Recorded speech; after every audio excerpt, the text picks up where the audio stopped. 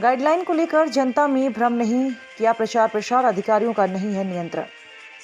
नीमच में आज मंगलवार को जनसुनवाई में Neemuch real estate brokers group ने जनसुनवाई में एक ज्ञापन देकर प्रस्तावित गाइडलाइन के संबंध में एडीएम नेहा मीना से चर्चा की, जिस पर आश्वासन दिया कि कलेक्टर से चर्चा के बाद समस्या का समाधान किया जाएगा। Neemuch real estate brokers group से ज्ञापन देकर मांग की कि प्रस्तावित गाइडलाइन के संबंध में आपत्ति दर्ज की। गाइडलाइन में आपत्ति का समय 4 दिन से और बढ़ाया। शासन की मंशा और महानिरीक्षण पंजीयन विभाग के आदेश की पालना नहीं की गई। विभाग द्वारा केवल 10-20% वृद्धि के आदेश दिए गए, परंतु नीमच में इसका पालन नहीं करते हुए 300 से 500% अर्थात कई मांगों में 3-4 गुना वृद्धि कर दी गई। सीधा सीधा आम जनता का मरण है। तत्कालीन मुख्यमंत्री कमलनाथ सरकार ने राहत देते हुए गाइडलाइन में 20% की कटौती की, जिसे श्री शिवराज सिंह सरकार ने भी कायम रखा।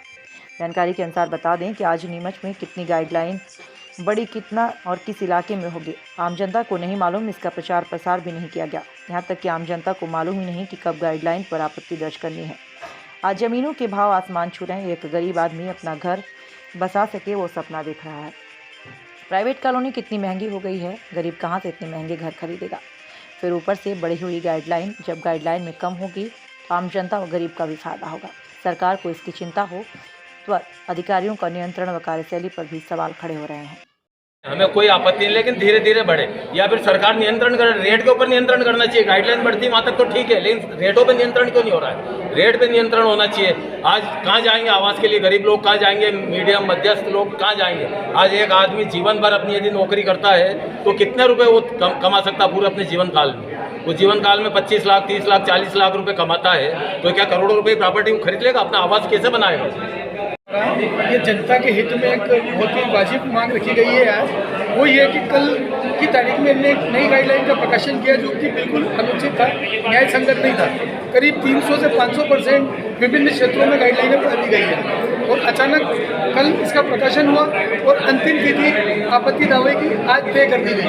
तो निश्चित तौर पे अभी उसको कोई भी यहाँ पे आम जनता का कोई व्यक्ति, कोई भी प्रॉपर्टी से संबंधित कोई भी व्यक्ति उसको पढ़ नहीं पाया, समझ नहीं पाया, उसकी कापियाँ अभी आसानी से उपलब्ध नहीं है। तो इसमें आज सबसे महत्वपूर्ण जो जानकारी, जो मांग थी वो ये थी एसोसिएशन की कि ये जो आपने गाइडलाइन बढ़ाई है, इसके आपत्ति का जो समय है उसको कम से कम 3 दिन बढ़ा के 3 दिन किया जाए, ताकि आम पब्लिक, आम जनता, आम व्यक्ति, शहर का निवासी उसको पढ़ सके, समझ सके, उसकी विसंगतियों को जाहिर कर सके और अपनी आपत्ति समय के अंतर्गत उसमें पेश कर सके।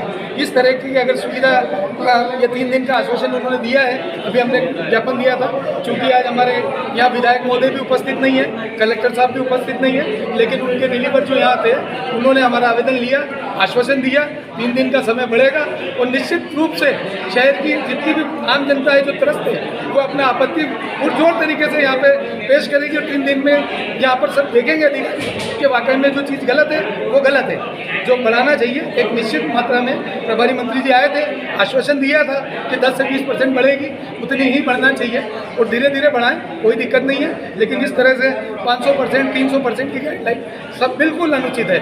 इसका हम विरोध करते हैं और आगे तक हमारी लड़ाई जारी रहेगी।